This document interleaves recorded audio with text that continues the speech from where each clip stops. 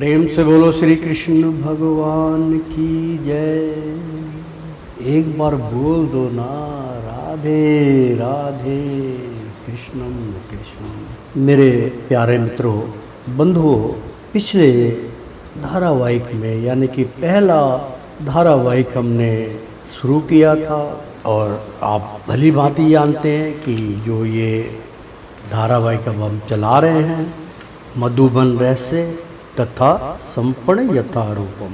और जो है मधुबन में जो छुपे हुए रहस्य थे उनको उजागर हम कर रहे हैं।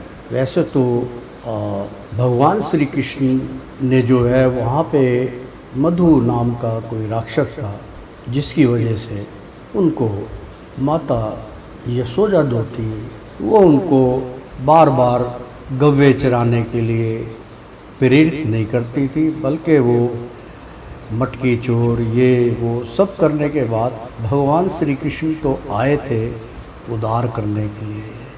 कुछ रहस्य छिपे होते हैं जिनका उजागर केवल आध्यात्मिकता से जुड़े हुए गुरु ही करते हैं।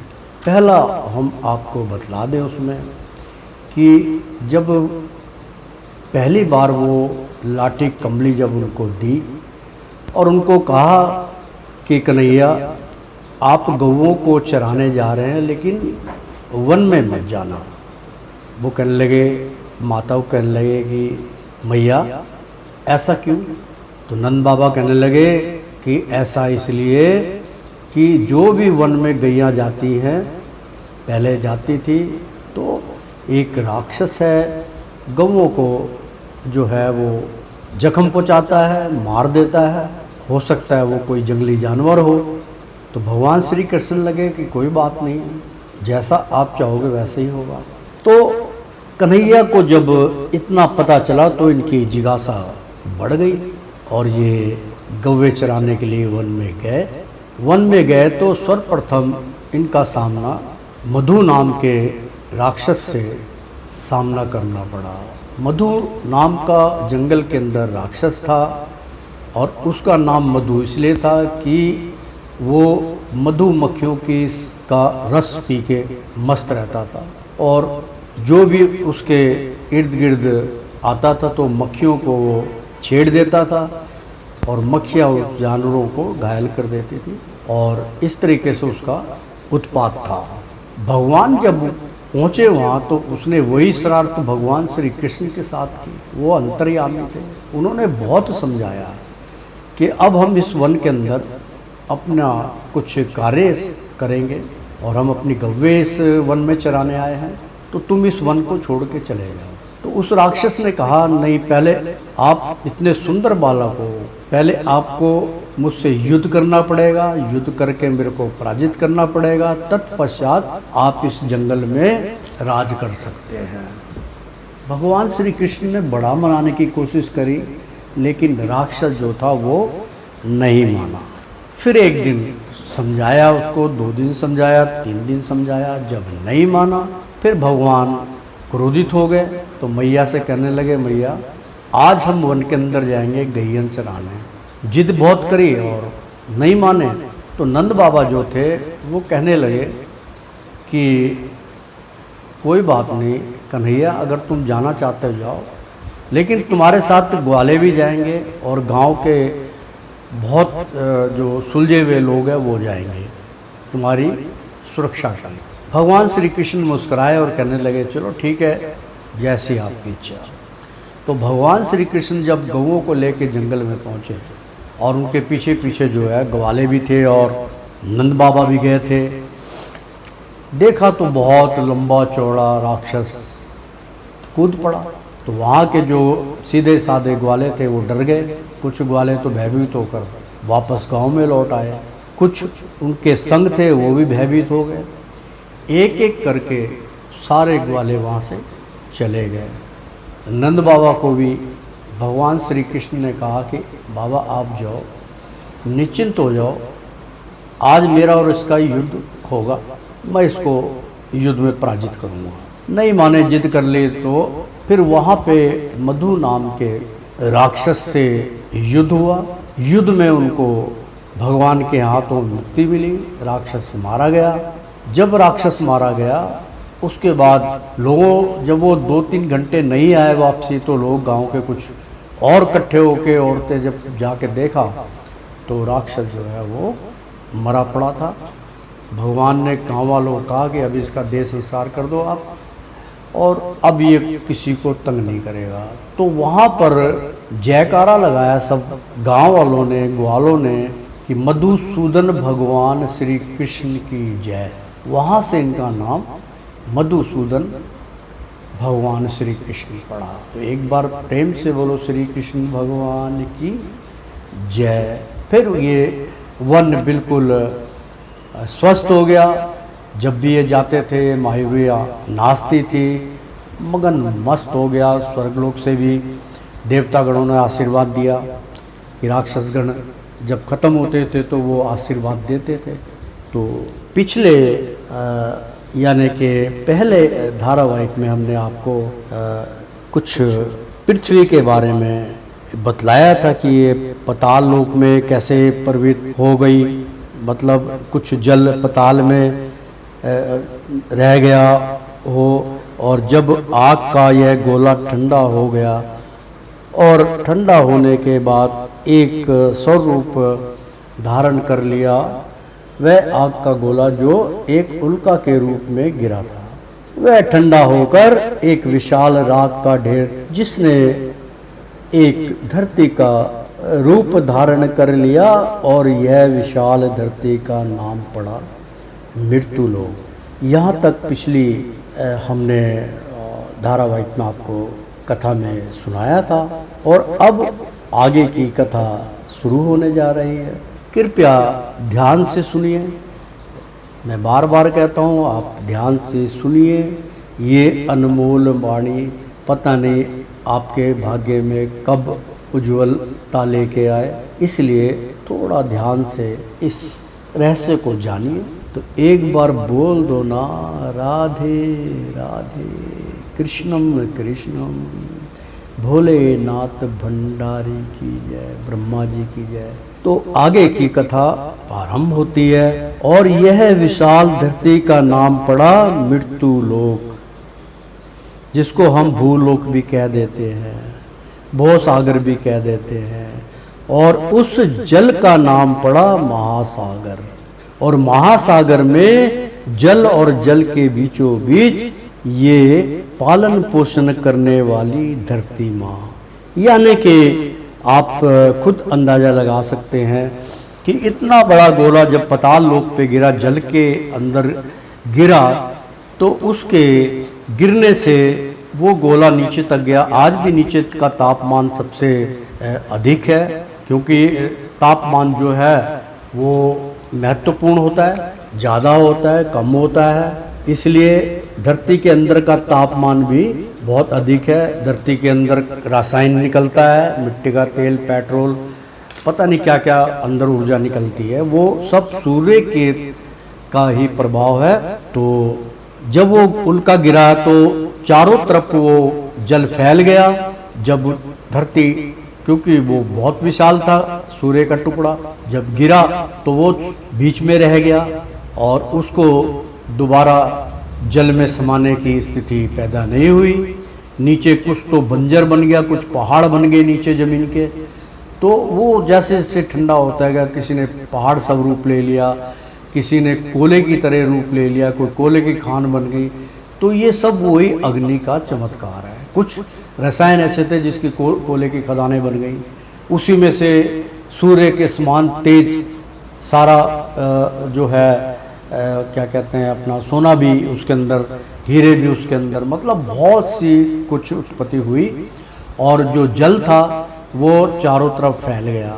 कुछ जगह पे टापू बन गए, जिसमें जो और फॉरेन कंट्रीज से हैं, जो उनका छोटी छोटी जो आइलैंड्स हैं, उनमें उनका बसेरा हो गया।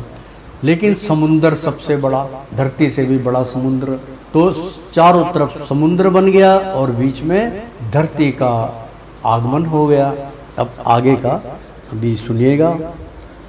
तो और जल के बीचों बीच ये पालन पोषण करने वाली धरती माँ सर्वप्रथम आकाश, दूसरे नंबर पे सूर्य, तीसरे नंबर पे जल। इन तीनों तत्व के अलावा कुछ ना था। यानी कि धरती से पहले सर्वप्रथम मतलब यानी सबसे पहले आकाश तो था ही, सूर्य भी था और जल भी था। इन तीन तत्वों के अलावा कुछ ना था। इसके बाद बनी धरती और धरती के साथ बनी वायु। जैसे कि हमने आपको धरती के बारे में विस्तार से बताया, अब हम आपको वायु के बारे में बतलाने जा रहे हैं कि वायु का जन्म कैसे हुआ।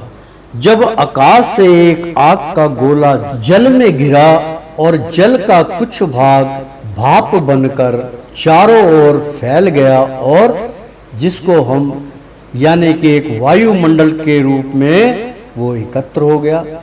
जैसे कि अंतरिक्ष से ऊपर चले जाओ तो वायु का दबाव कम हो जाता है, तो एक वायुमंडल बन चुका था।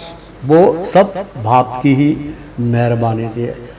आप खुद सोचिए, गर्म कर दीजिए, कोयला गर्म हो जाता है, उसमें पानी डाल दीजिए, भाप बन के उड़ जाएगा और वो समाप्त नहीं होगा, बनकर चारों ओर फैल गया और वायुमंडल में बदल गया और वायु स्वरूप धारण कर लिया जब 5 तत्व बने, जिसका नाम है जीवन।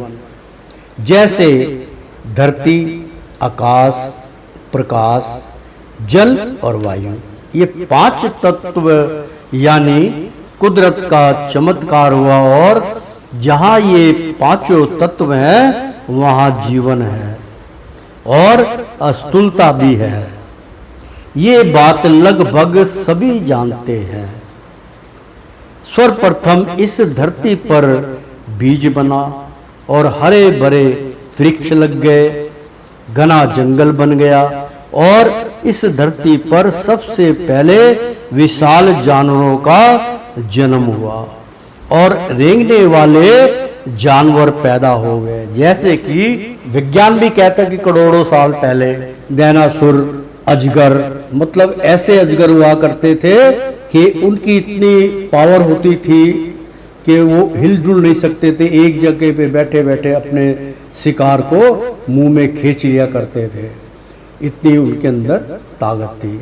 हवा के बलबूते पे हिरण, जानवर, छोटे मोटे जो भी होते थे, बड़ा जानवर को भी वो अपने मुंह के अंदर ले जाते थे और उसको पचाते थे। महीने तक उनको खाने की आवश्यकता नहीं पड़ती थी। डायनासोर, अजगर जैसे महाविशाल भयानक हवेल मीन यानी कि हवेल मछली जैसे तैरने वाले जानवर जिनको पैदा हुए भी करोड़ों वर्ष बीत गए हैं।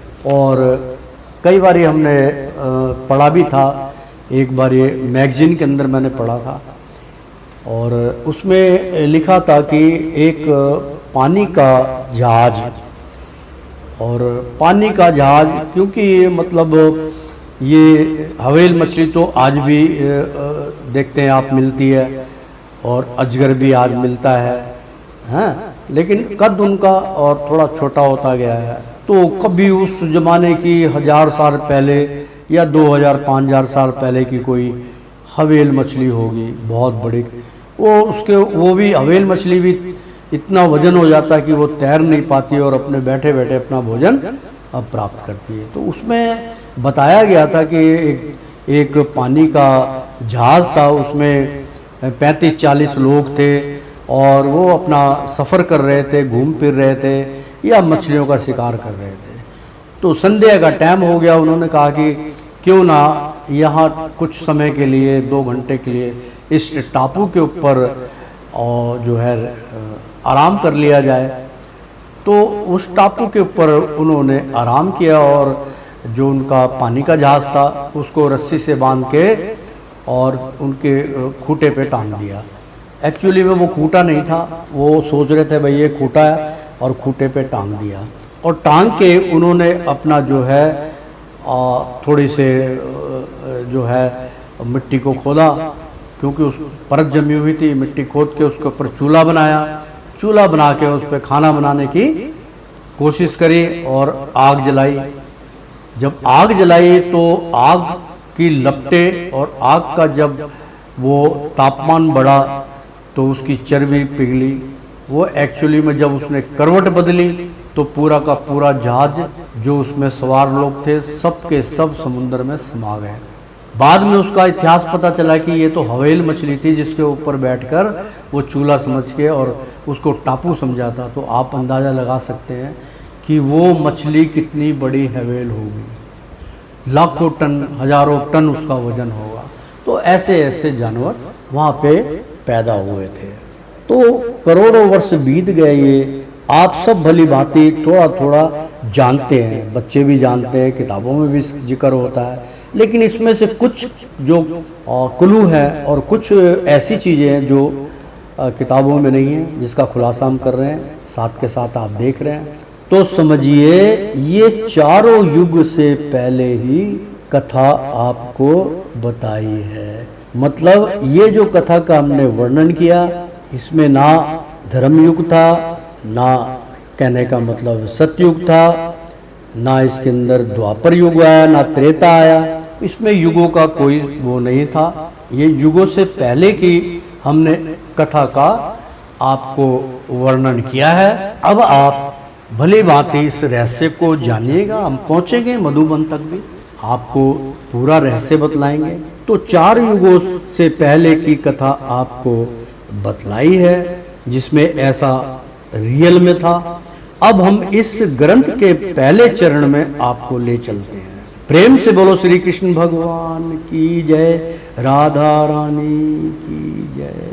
तो जब इस धरती को बने सैकड़ों साल बीत गए, जब एक ओंकार भगवान परम पिता परमेश्वर जो अदृश्य हैं, उनको एहसास हुआ कि मुझे ऐसा लग रहा है जैसे मेरा एक अंग कुछ हल्का महसूस हो रहा है। जब एक परम शक्ति डगमगा गई कि हुआ तो क्या हुआ, फिर भगवान ने अपनी परम शक्ति को नीचे की ओर जाने के लिए आदेश दिया, क्योंकि संसार में सूर्य देव से यानी कि वहाँ पे भी सुदर्शन के नाम से आलोकनाथ बैठे हैं, जो 8 घोड़ों की सवारी करते हैं। उनका रथ 8 घोड़ों पे सवार है। सूर्य के वो मालिक हैं और सबसे ऊपर है, अदृश्य हैं, उनके ही प्रकाश स्वरूप ये संसार चलता है। तो उनको जब ये एहसास हुआ कि क्योंकि पहले ये भूलोक तो था नहीं, बाकी लोग थे, चंद्रलोक, ये लोग वो लोग, तो उन्होंने कहा मुझे कुछ ऐसा एहसास हुआ है जैसे कि कुछ वजन जो है मेरा हल्का हो गया। और वह परम शक्ति 7 सूर्य पार से इस जल की ओर बढ़े। उस परम शक्ति का नाम था, क्योंकि आप जानते हैं कि क्योंकि मेरे जो कुछ शिष्य हैं उन्होंने इसके ऊपर तर्क वितर्क किया था कि गुरुदेव आपने जो 7 सूर्य का रहस्य बतलाया है, क्या वास्तव में ये सत्य है? तो हमने उनको आश्वासन दिलाया था कि आप इस प्रक्रिया को कर सकते हैं। तो इसमें से कुछ चेले मेरे ऐसे हैं, उन्होंने वहाँ तक जाने की पूरी कोशिश करी और 7 सूर्य को पार करके वो जहाँ पे निराकार भगवान श्री प्रकाश स्वरूप है, जिसको एक ओंकार भी कहते हैं, वो वहाँ पे विराजमान है, प्रकाश स्वरूप विराजमान है। वहाँ से फिर सारे लोगों की यात्रा शुरू होती है। तो उनको दर्शन हुए। और ये हकीकत है कि ग्रंथों में भी कहा करा, लखा पताल लखा सूर्य, जितनी मर्जी गणना कर लो, गणना की कमी नहीं, क्योंकि ये इसका आकार ही नहीं है तो फिर उसकी गणना क्या है। और वह परम शक्ति 7 सूर्य पार से इस जल की ओर बढ़ी, क्योंकि सूर्य की जो परत थी वो छोटी नहीं थी, उसका वजन धरती के बराबर था, पहाड़ों के बराबर था। आज अगर इसका वेट नापा जाए, तोल नापा जाए, तो मेरे ख्याल तोलना बड़ा कठिन है। तो एक टुकड़ा जब उसका गिरा तो भाई सूर्य को पता तो चलेगा ही कि भाई कुछ हल्का हो गया, कुछ हिल डुल रहा है, क्या हुआ। तो सूर्य पार इस जल की ओर बढ़ी। उस परम शक्ति का नाम था भगवान शिव, भगवान शिव भोलेनाथ सबसे पहले इस धरती पर भगवान शिव आए, और जब भगवान शिव इस धरती पर पहुंचे तो भगवान शिव त्रिलोकीनाथ भी इस धरती को देख चकित रह गए। ये भी सत्य है। मेरा एक शिष्य है, मैं बार बार उनका नाम लेना पड़ता है क्योंकि वो काफ़ी समय से जुड़े हुए हैं, और उनका जो नाम है इस ग्रंथ में इसलिए लिया गया है कि वो भी काफ़ी पहुँचे हुए हैं, लेकिन बीच बीच में गलती कर जाते हैं। उनका नाम है जसविंदर जट। वृक्ष हैं वो, और सरदार थे लेकिन अब मोना है, और बहुत भक्त हैं वो। उन्होंने मेरे से एक जगह पे जब हम लोग 7, 8, 10 बंदे बैठे हुए थे तो उन्होंने कहा, गुरुदेव सबसे पहले इस धरती पे कौन आया? मैंने कहा, ये भगवान शिव आए। लाख मनाने के बाद भी इस बात को हमारे शिष्य ने स्वीकार नहीं किया। साथ में कुछ हमारे मतलब जो है सिख समुदाय के भी हमारे मित्र थे, और भी मित्रगण बैठे थे। सब ने उसको समझाया कि गुरु की बात मान लो।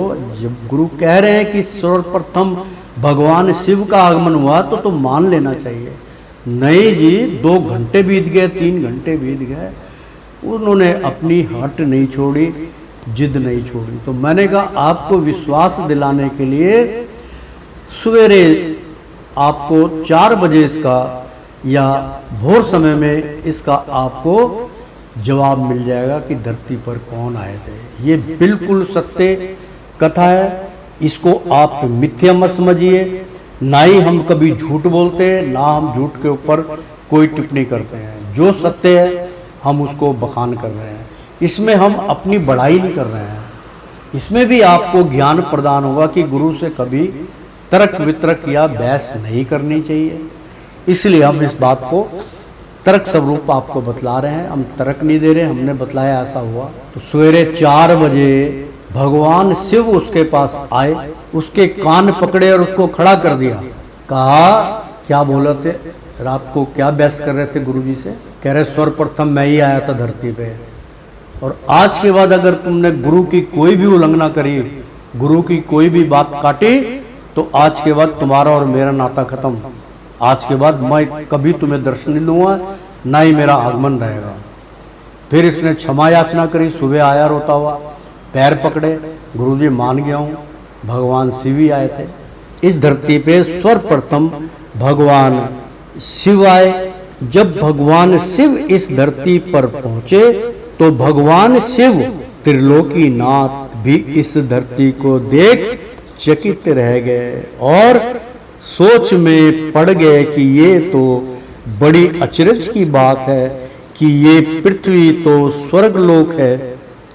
ऐसा भव्य नजारा इस पृथ्वी पे, और भगवान शिव अपने आप को एक साधारण प्राणी समझने लगे और अपने आप को स्थूल शरीर में प्रवेश होता समझने लगे, और बड़े प्रसन्न मूड में उनकी स्थिति होने लगी।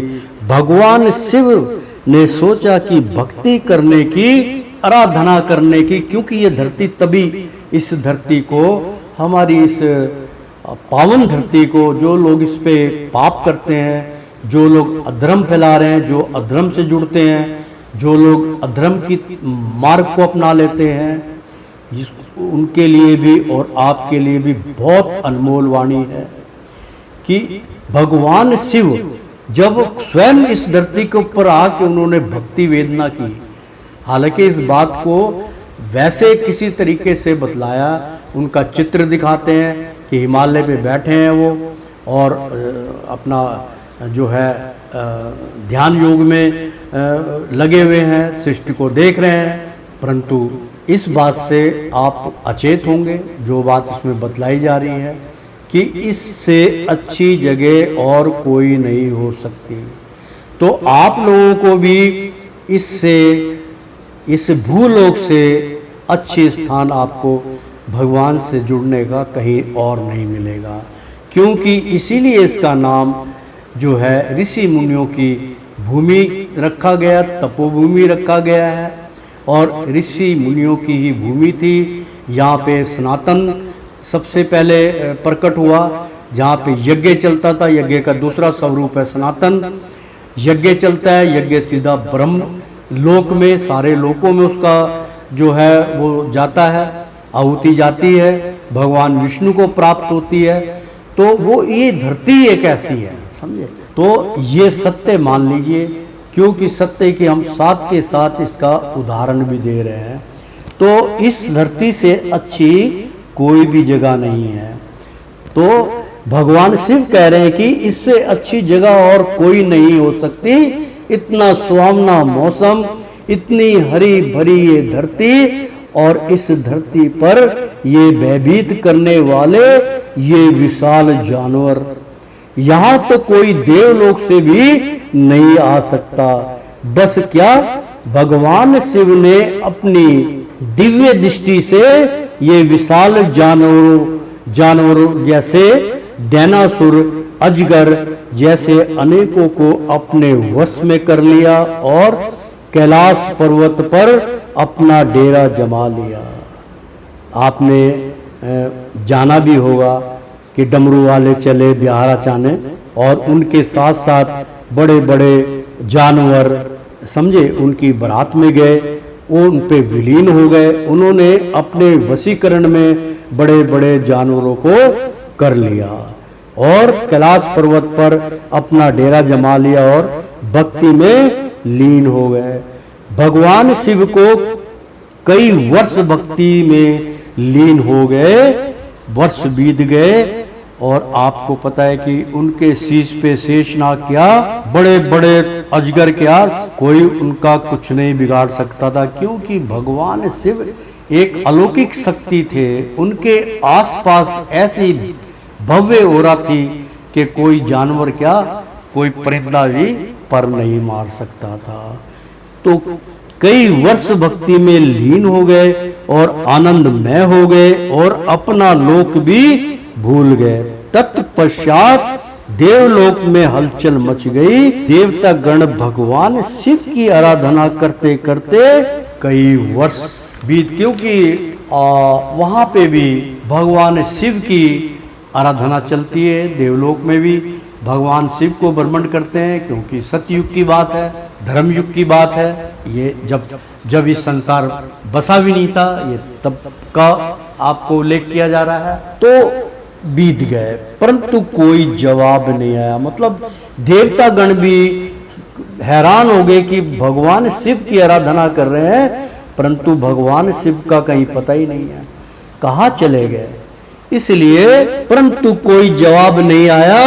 ये सोचकर सालों साल व्यतीत हो गए और सारे लोगों में हलचल सी मच गई कि भगवान शिव गए तो कहाँ गए, वहां लुप्त हो गए। बस इतना बेबस देख इंद्र का सिंहासन भी डगमगाने लगा।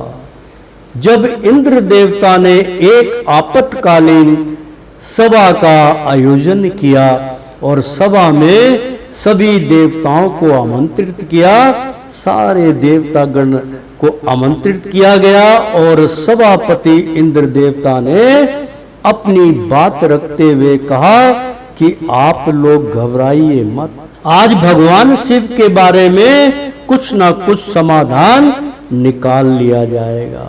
सभी देवताओं ने मिलकर ब्रह्मा जी से कहा कि ब्रह्मा जी आप ही कुछ समाधान निकालिए। सभा कई दिनों तक चली, परंतु कोई निर्णय ना निकला। तब और भी भयभीत होने लगे, क्योंकि कोई नहीं जानता था कि ये मृतलोक बन गया या भूलोक बन गया या पृथ्वी भी कोई ग्रह है, क्योंकि पृथ्वी भी एक ग्रह है। ये मृत्यु लोक जो है, इसको ये मत समझिए ग्रह नहीं, ये भी ग्रह है। तो निर्णय ना निकला, तब और भी भयभीत होने लगे, क्योंकि सभी देवी देवता भगवान शिव की आराधना करते थे।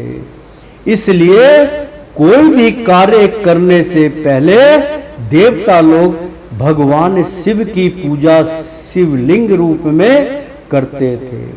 जैसे भगवान राम ने युद्ध से पहले शिवलिंग की पूजा अर्चना की और विराट रूपम भगवान श्री कृष्ण ने भी महाभारत युद्ध से पहले शिवलिंग की पूजा की, क्योंकि देवों के देव इष्ट देव शिव ही थे। इस धरती पर बड़ी अनमोल वाणी है, आप ध्यान से सुनिए, क्योंकि यही जो कथा का भाव है, जो चीज लुप्त हो चुकी है वो आध्यात्मिक ज्ञान के द्वारा ही प्राप्त होती है।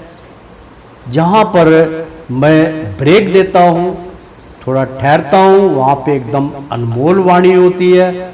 उस वाणी को आप सुनने के लिए दोनों कान खोल लेना, आंखें खुली होनी चाहिए, दिमाग इस सत्संग में होना चाहिए। सुनिए एक बारी प्रेम से बोलो, भोलेनाथ भंडारी की जय। तो पूजा की, क्योंकि देव के देव इष्ट देव शिव ही थे। इसलिए भगवान राम ने, भगवान श्री कृष्ण ने कोई भी कार्य संपन्न करने से पहले, कोई भी कार्य शुरू करने से पहले भगवान शिव की आराधना होती है। और भगवान शिव के पुत्र कौन? गणेश। भगवान शिव ने गणेश को वरदान किया कि किसी भी पूजा अर्चना में सर्वप्रथम पहले गणेश वंदना होगी, उसके बाद आप शिव वंदना कीजिए, शुरुआत कीजिए, तो उसके बाद ही विष्णु का आह्वान होता है, गणेश पूजन होती है सर्वप्रथम। हमारे धर्म के अनुसार ऐसा है। तो भगवान शिव को क्यों मतलब सर्वप्रथम पूजा जाता है, श्री गणेश को क्यों सर्वप्रथम पूजा जाता है? कि कार्य हमारा पूरा संपूर्ण रूप हो जाए, संपन्न हो जाए, अच्छे से धन की वृद्धि हो। लेकिन इसमें बहुमूल्य ज्ञान कहाँ है, बहुमूल्य बात कहाँ से आई और बहुमूल्य अमृतवाणी कहाँ से आई?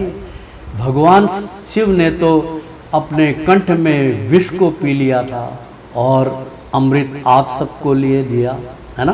तो एक चीज बताइए, आप किसी अनजान घर के अंदर प्रवेश करते हैं तो क्या आप डायरेक्टली बिगर टोक किए क्या आप अंदर चले जाएंगे?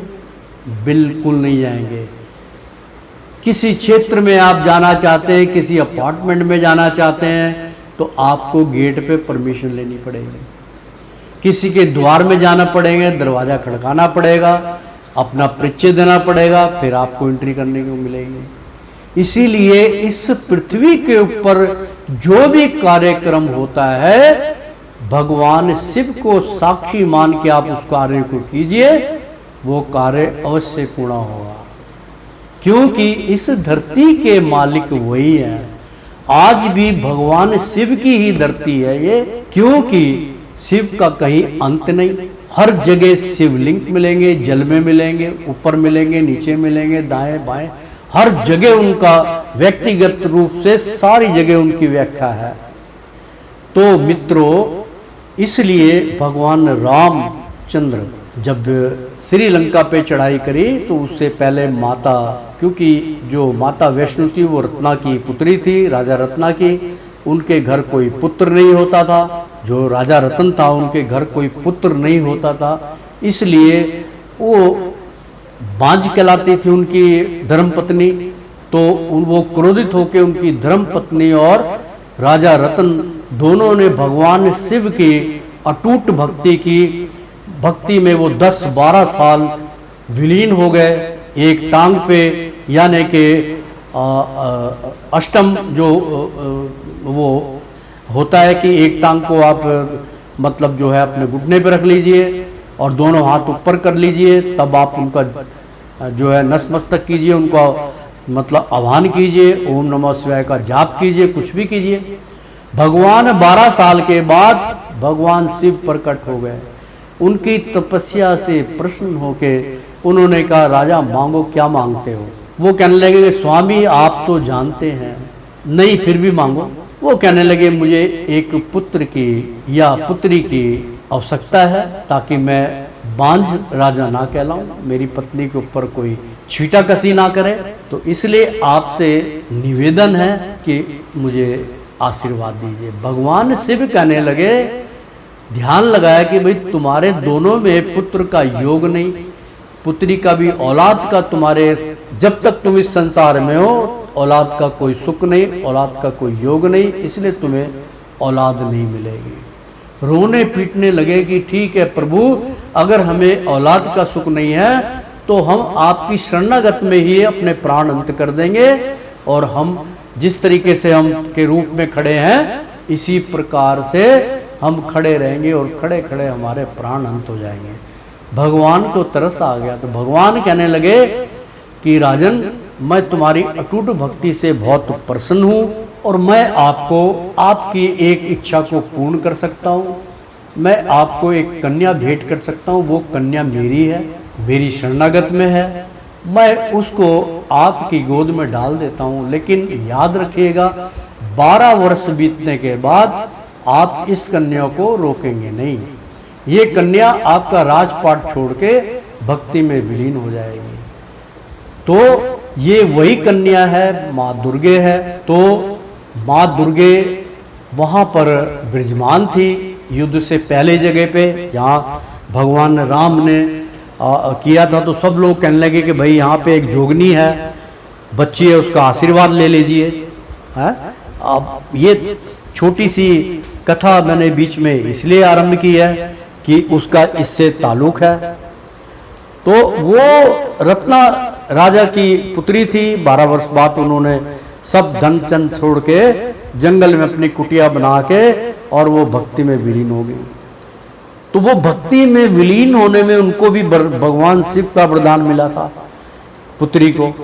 वो वहां पे इंतजार कर रही थी कि कभी ना कभी भगवान राम आएंगे और उनसे मेरी मुलाकात होगी, मैंने भगवान राम से ही विवाह करना है। दोस्तों, बहुत रहस्यपूर्ण बात है, इस बात को ध्यान से सुनिएगा।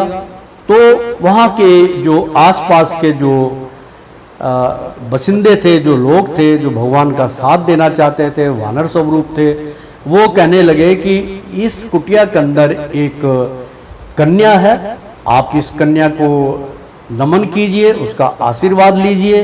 ये कथा जो है रामायण में नहीं दिखाई गई थी, ये कथा जो है और तरीके से दिखाई गई थी।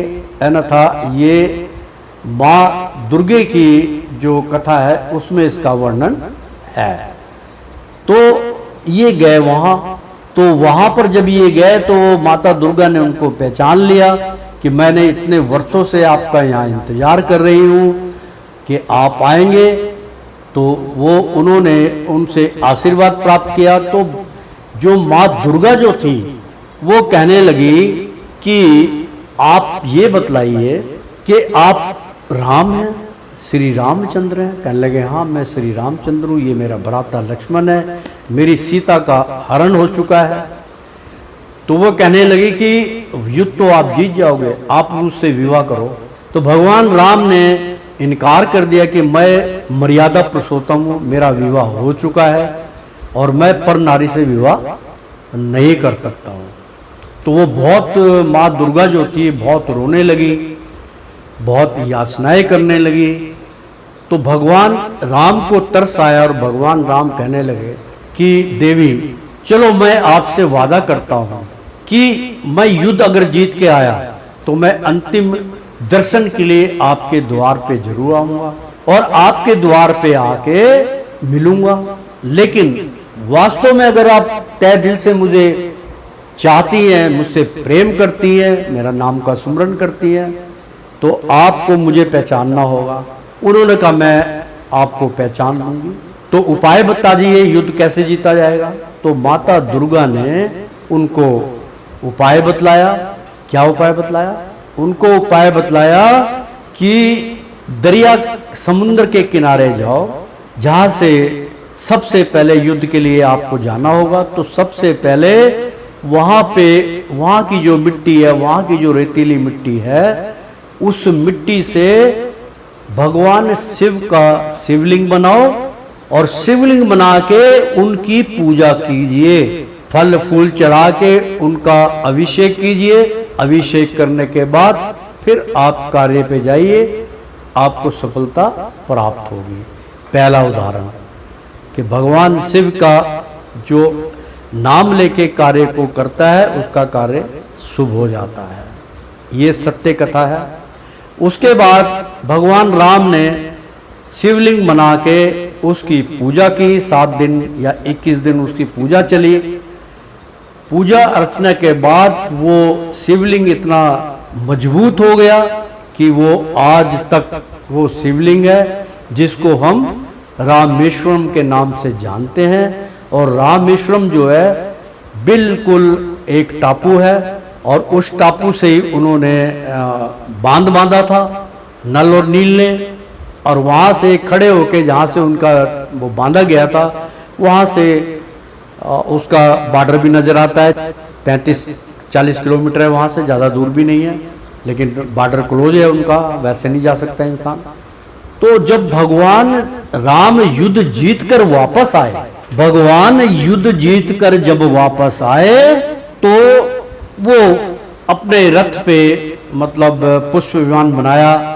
और जब वो आए आके तो वो माता से मिलने गए तो वहाँ पे लंगर चल रहा था। माता जो है उनकी खुशी में भंडारा चला रही थी। जब भंडारा चला रही थी तो भगवान राम ने अपना भेष बदल के एक वृद्ध अवस्था में डंडा लेके काला कंबल ओढ़ के और लाइन में जाके बैठ गए। सब लोग खाना खाने के पश्चात उठ खड़े हुए और सारा लंगर समाप्त हो गया। वो बाबा जी से हाथ जोड़े कि बाबा जी और कुछ लाऊं?